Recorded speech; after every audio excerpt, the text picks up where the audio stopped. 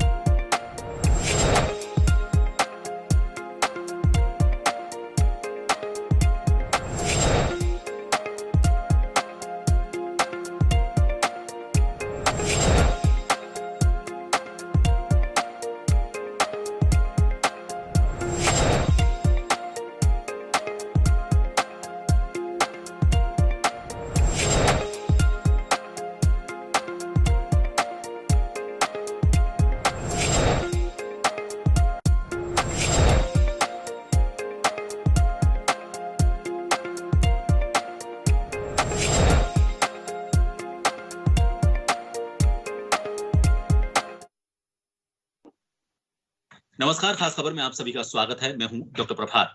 रीट मामला राजस्थान में बहुत गूंजा और इस मामले को लेकर न सिर्फ अभ्यर्थी परेशान रहे, लेकिन जब इस पूरे मामले पर सियासत होने लगी तो दोनों तरफ से वार और पलटवार है वो भी शुरू हो गए थे। इस पूरे मामले को लेकर बीजेपी ने जांच की मांग की थी और ये कहा था कि सीबीआई इस पूरी मामले की जांच करे, लेकिन ये बात कांग्रेस को सही नहीं लगी और उन्होंने कहा कि एसओजी इसकी जांच सही कर रही है। और इसके बाद ताजा घटनाक्रम ये हुआ कि इस मामले में अब ईडी की एंट्री हो गई है। लेकिन अब इस ईडी की एंट्री के बाद वार पलटवार और आरोप प्रत्यारोप और तेज हो गए हैं। क्या ये ईडी की एंट्री सेंट्रल की तरफ से इस पूरे मामले को अपने नियंत्रण में लेने के लिए की गई है, जैसा कांग्रेस का आरोप है, या फिर इस मामले में ईडी की एंट्री से कुछ और नए खुलासे होंगे, जैसा कि अभ्यर्थी चाहते हैं? बात करेंगे इसी को लेकर। हमारे साथ मेहमानों का एक पैनल इस विषय पर बात करने के लिए जुड़ा हुआ है। सबसे पहले उनसे आपका परिचय करवा देते हैं। बीजेपी से हमारे साथ शैलेंद्र धाबाई जी जुड़े हुए हैं। गजेंद्र सांखला जी हमारे साथ कुछ देर में कांग्रेस प्रतिनिधि के तौर पर जुड़ेंगे और वरिष्ठ पत्रकार श्याम सुंदर शर्मा जी हमारे साथ इस चर्चा का हिस्सा है। शैलेंद्र जी, आपसे इसलिए सवाल कर रहे हैं क्योंकि जैसे ही ईडी इस पूरे मामले में आई है, जो आरोप लगे हैं वो केंद्र सरकार पर लगने शुरू हो गए हैं और ये कहा जा रहा है क्योंकि सीबीआई की मांग को नजरअंदाज कर दिया गया था, एसओजी सही जांच कर रही है, लेकिन इस जांच को प्रभावित करना चाहती है केंद्र सरकार और बीजेपी, और इसी वजह से ईडी को अपनी शक्तियों का इस्तेमाल करते हुए दाखिल किया गया है राजस्थान में। देखिए, आपको पता है कि रीट प्रकरण जो है वो बहुत ही संवेदनशील मुद्दा था हमारे बेरोजगार युवाओं के लिए, और जिस तरह से इसमें रीट पेपर लीक हुए और लीक के बाद जब घटनाक्रम बढ़ा आगे, तब आप देखिए कि पहले गोविंद सिंह डोटासरा जी जो पीसीसी चीफ हैं वो कहते हैं कि कोई घोटाला नहीं हुआ रीट में।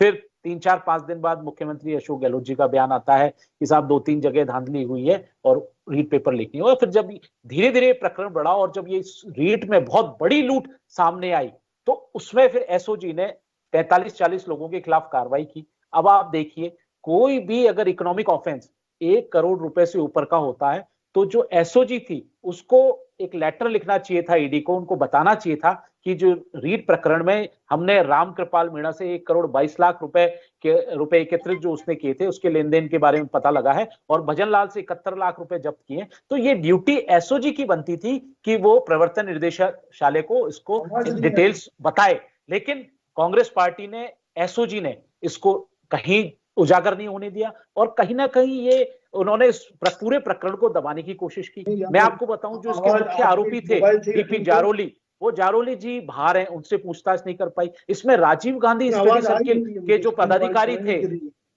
प्रदीप पाराशर जो कोऑर्डिनेटर थे, जो एक पहली बार प्राइवेट कोऑर्डिनेटर बनाया गया था, जिन्होंने जहां से पेपर लीक हुआ उसके वो कोऑर्डिनेटर थे। तो ये पूरी कहीं ना कहीं जांच जाती है राजीव गांधी स्टडी सर्किल और जिसके कन्वीनर थे सुभाष गर्ग जी, तो ये जांच जाती है मंत्री तक। और फिर इस पूरे राजीव गांधी स्टडी सर्किल के हेड कौन है?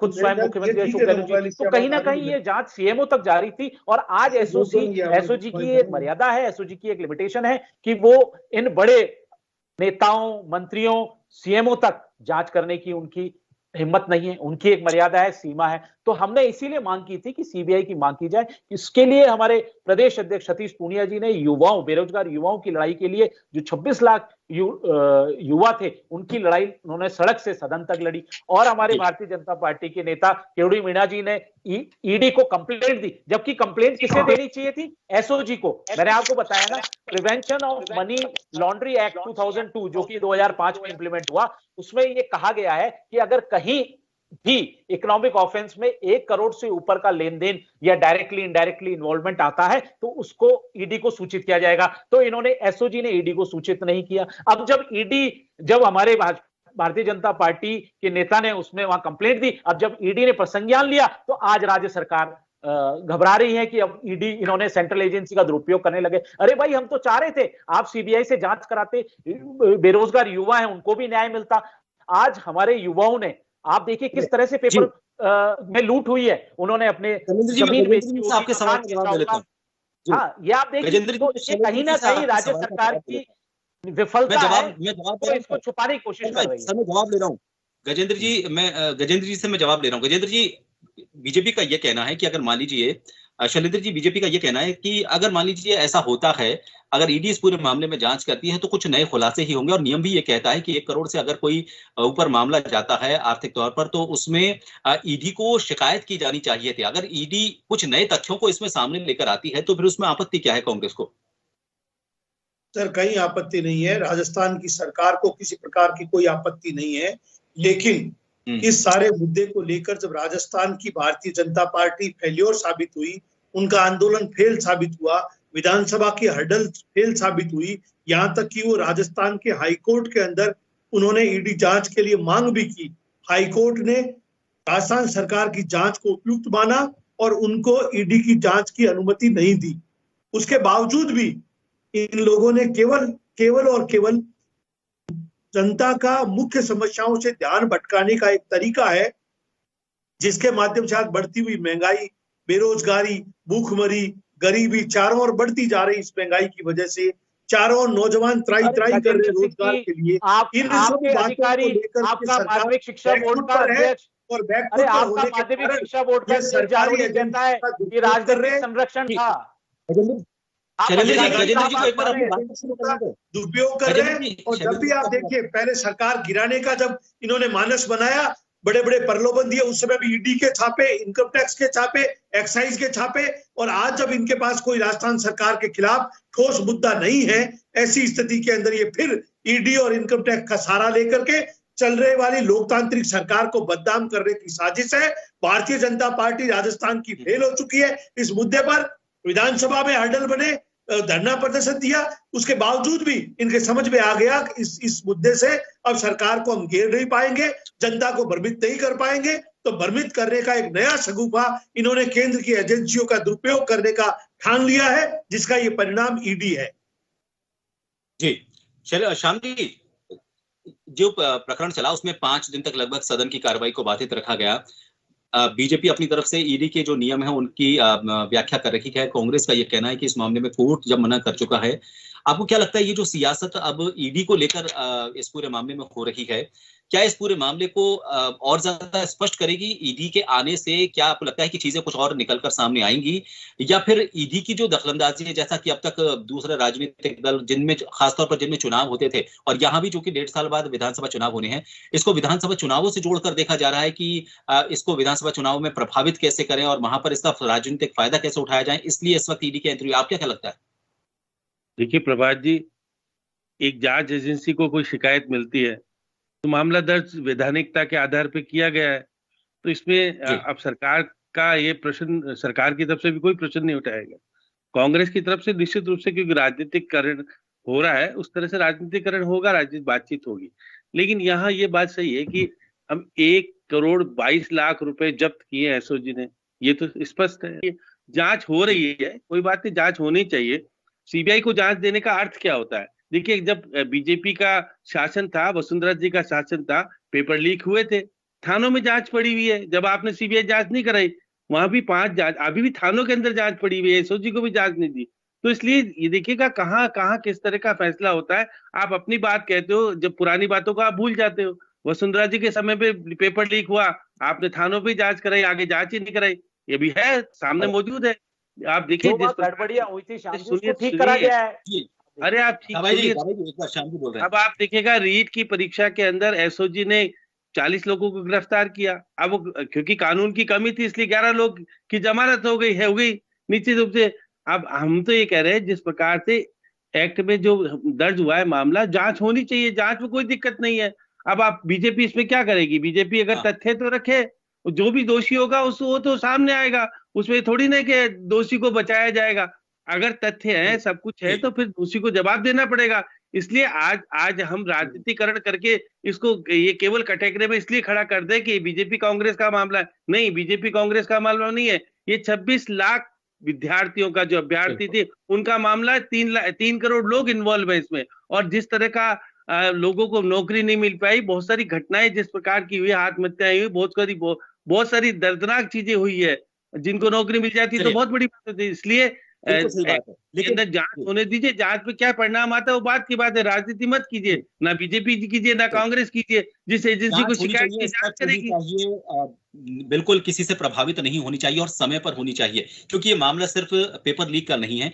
ऐसे मामलों में जब 5 से 15 लाख तक में कोई पेपर अगर बिकता है और वो व्यक्ति अगर उस नौकरी को पा लेता है तो उस 5 से 15 लाख की वो रिकवरी भी करेगा और तब भ्रष्टाचार पैदा होगा। अब ये सिर्फ पेपर लीक का मामला नहीं है। इस पेपर लीक को आप ये समझिए कि भ्रष्टाचार का ये बीज डालती है, उसके बाद इसकी रिकवरी के लिए, अपनी पूरी नौकरी के दौरान उसकी रिकवरी के लिए वो फिर भ्रष्टाचार करेगा। तो ये एक छोटा मामला नहीं है, इससे कई जिंदगियां तबाह होती हैं। इस पूरे मामले को राजनीति से दूर इसलिए रखना चाहिए। कोई भी अगर कोई एजेंसी है, सुरक्षा जांच एजेंसी अगर कोई भी है, वो किसी सरकार के अधीन नहीं काम करती है, स्वतंत्र एजेंसी होती है, उस पर विश्वास रखना चाहिए। अगर वो अपना जांच सही तरीके से नहीं कर पाती है तो फिर हमारे पास एक तरीका है हमारी इस जांच को आगे ले जाने का। लेकिन अगर शुरुआत में हम इस तरह से बड़ी बड़ी जांचों को लेकर केंद्रीय एजेंसियों की तरफ जाएंगे तो ये बात कहने के लिए दूसरों को मौका मिलेगा कि इसमें राजनीति की जा रही है। लेकिन अगर ईडी इस मामले में आई है, इसका स्वागत भी किया जाना चाहिए, क्योंकि एक मनी लॉन्ड्रिंग से जुड़ा मामला अगर इसमें आया है तो दो एजेंसी अगर अलग अलग मामलों की जांच करेंगी तो मुझे लगता है कि और जल्दी इस मामले में परतें खोलेंगे और जो दोषी होंगे वो सामने आएंगे। आप सभी का बहुत बहुत शुक्रिया इस खास खबर में हमसे जुड़ने के लिए। मुझे दीजिए इजाजत। नमस्कार। एसओजी ने खुद ने सामने किया है कि हमने इतने जब्त किए थे। जब्त होने के बाद निश्चित रूप से केंद्रीय सरकार में जाता है मामला जहां पर जाना चाहिए, पत्र जाना चाहिए था एसओजी को। दिया नहीं दिया मुझे नहीं पता, अपन स्पष्ट भी नहीं कर पा रहे हैं क्योंकि अभी तक क्लियरेंस नहीं आया कि एसओजी ने वहां सूचना भेजी नहीं भेजी। भेजनी चाहिए थी कि निश्चित रूप से होता है मामला। अब देखिएगा कि राजस्थान सरकार की एक कमजोरी है कि आप कानून बनाया, बाद में बनाया आपने। 11 आरोपी की जमानत हो गई जो कि दोषी थे इसमें। अगर 11 आरोपी की जमानत हो जाती है तो सरकार किस आधार पर, एसओजी किस आधार पर क्या कर पाएगी? कि कानूनी के मामले में तो जब इतना पैसा लिया, लेन देन हुआ है, सब कुछ हुआ है, सारी चीजें हैं, तो ये तो पैसे वाले हैं, तो बचने का आधार ढूंढ लेंगे। सरकार कुछ कर नहीं पाएगी क्योंकि कानून तो बाद में लागू होगा, क्योंकि अभी तक जब तक कि राज्यपाल और उसके बाद अनुमति मिलने के बाद राष्ट्रपति से लौट के आएगा, उसके बाद कानून लागू होगा। आज तो कोई कानून है नहीं। तो ऐसी स्थिति में, कमजोर स्थिति में, यदि ईडी ने मामला दर्ज किया है और ईडी ने मामला 3 दिन पहले दर्ज किया है, किन आधार पर किया उन्होंने बता दिया है सारी बातें। अब करोड़ीलाल मीणा ने आज जिस तरह से बयान दिया कि मैंने तो दिया था और मैंने धरना भी दिया था, और जिस प्रकार से वो तो कह रहे थे कि मामला तो अब 1 करोड़ 22 लाख कर रही है, मामला तो लंबा चौड़ा है। अब अगर ईडी जांच करती है, ईडी नोटिस देती है, किनको देती है, सारी बातें अलग अलग है, कौन कौन लोग इन्वॉल्व थे। तो अब कांग्रेस को ये कहना कि ईडी जांच नहीं कर सकती, देखिए ये गलत है।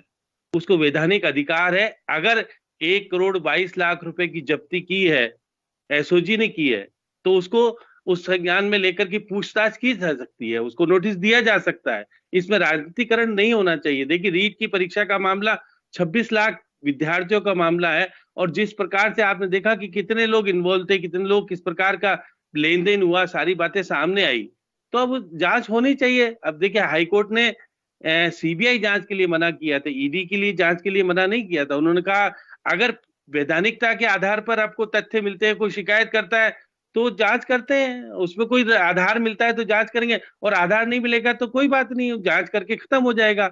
जिसके खिलाफ आरोप लगा वो जांच देंगे, सरकार थोड़ी देगी जवाब। इसमें सरकार का इसमें कोई लेने देना नहीं है। जो आरोपी हैं उनको नोटिस देकर के अगर बुलाया जाता है, अब भय लगता है कि मेरा नाम भी आ जाएगा और जांच होगी और मेरे को पूछा जाएगा और राजनीतिकरण होगा, तो ऐसी बातें आने ही क्यों देते? रीट की परीक्षा में गड़बड़ हुई क्यों?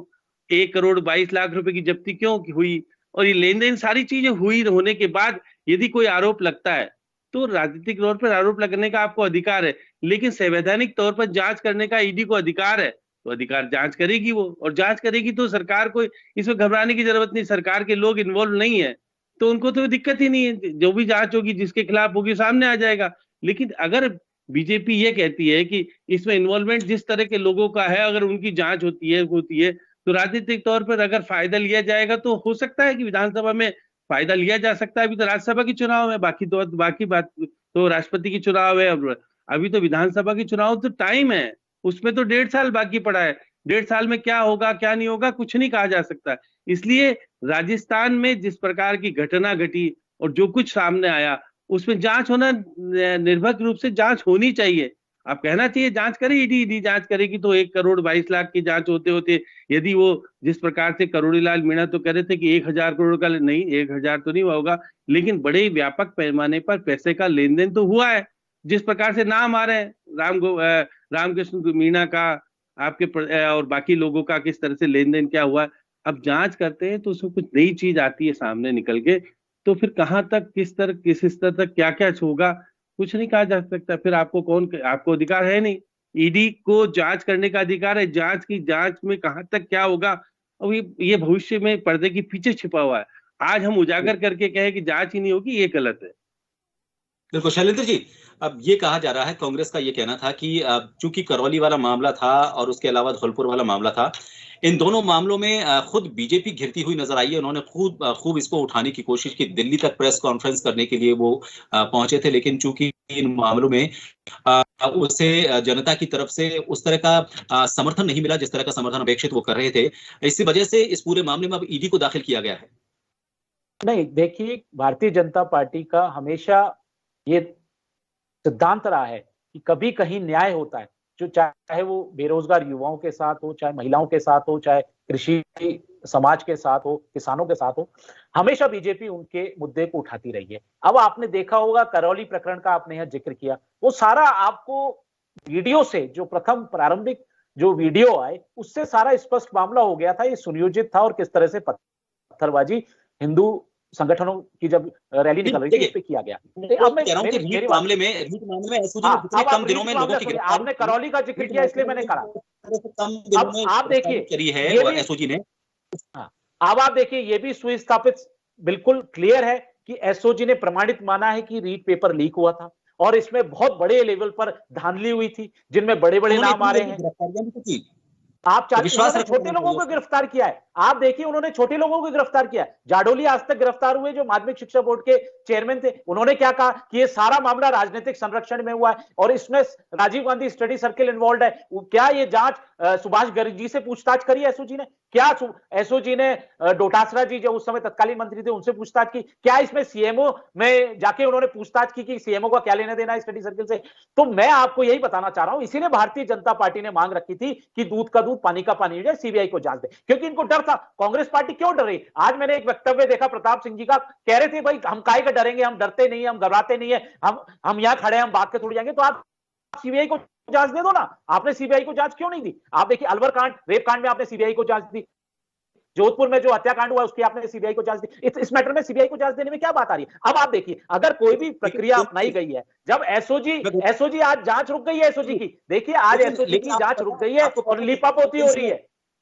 शैलेंद्र जी, आपको पता है सीबीआई के पास पेंडेंसी नहीं, अगर सीबीआई के पास ये पूरा मामला चल जाता है तो आपको नहीं लगता कि ये मामला जो जितना जल्दी सुलझ जाना चाहिए तो और देखिए हम चाहते हैं पारदर्शिता से और स्पष्टता से इसमें जांच होनी चाहिए, पारदर्शिता हो, जो वास्तविक दोषी है उन पे कार्रवाई होनी चाहिए।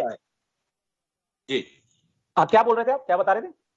आपकी आवाज नहीं आई। अगर मान लीजिए सीबीआई के पास पूरा मामला जाता है तो समय से उनको न्याय आपको मिलता है कि उम्मीद है आपको इतनी पेंडेंसी के बाद समय से न्याय मिल जाएगा? क्यों नहीं होगा? आप देखिए सीबीआई ने हर जो भी प्रकरण सीबीआई के पास गया है उसने जांच किए, बारीक तथ्यों से लेकर उसने पारदर्शिता से जो सच्चाई थी उसको जनता के सामने लाके आए, तो हमारी उम्मीद थी। अब आप देखिए इनको लेटर इन्होंने एसओजी ने, आप देखिए इनकी नियत देखिए कांग्रेस सरकार की, क्या एसओजी ने ईडी को डिटेल्स भेजी कि 1,22,00,000 रुपए का लेन देन हुआ है, वो जब्ती हमने की है? क्या भेजी इन्होंने डिटेल्स ईडी को? नहीं भेजी, क्योंकि इनको पता था ईडी का इन्वॉल्वमेंट होगा तो हमारे ऊपर तक नाम आएंगे, इसी वजह से इन्होंने ईडी को लेटर नहीं दिखा। वो तो भारतीय जनता पार्टी ने जब इनको तथ्य दिए, ईडी को कंप्लेंट फाइल की, तब जाके आज ईडी ने प्रसंज्ञान लेकर जांच शुरू की।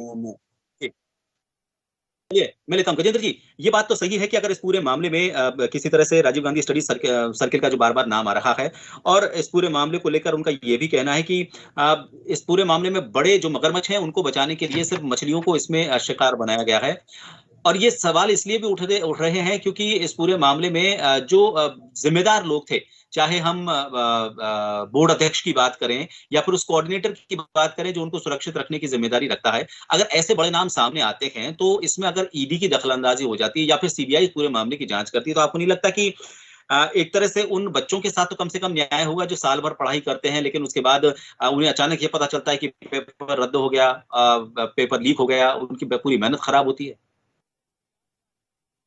सर, पेपर लीक होना निश्चित रूप से दुर्भाग्यवश है। सरकार इस बात को लेकर के चिंतित है और ये कोई पहला पेपर नहीं है जो अभी लीक हुआ है। अभी आपके सामने भारतीय जनता पार्टी सरकार है, गुजरात की क्या स्थिति है, दिल्ली की अभी क्या स्थिति थी एग्जामों के अंदर, किसी छुपा हुआ नहीं है। और इनका एक राग है कि हर कोई घटना हो उसकी सीबीआई जांच। गूंगी बहरी बच्ची के साथ में रेप हुआ, आज उस घटना को सीबीआई को जांच दिए लगभग 3 महीने हो गए, अभी तक जांच प्रारंभिक रूप से शुरुआत ही नहीं हुई है उसकी। अब आप देखिए क्या स्थिति है सीबीआई। अब गूंगी बहरी बच्ची कब तक इंतजार करेगी कि मुझे न्याय मिलेगा?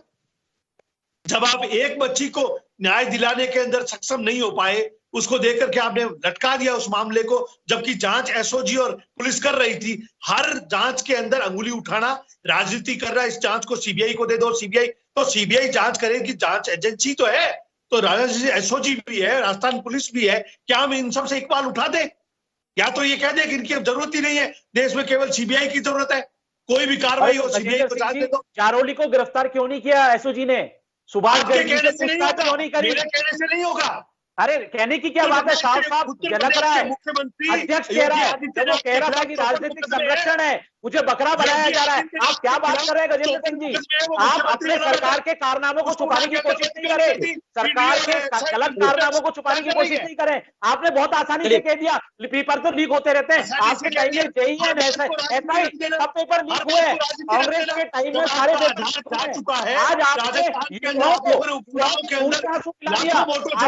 युवाओं से खाई है। आप अगर सच्चे मन से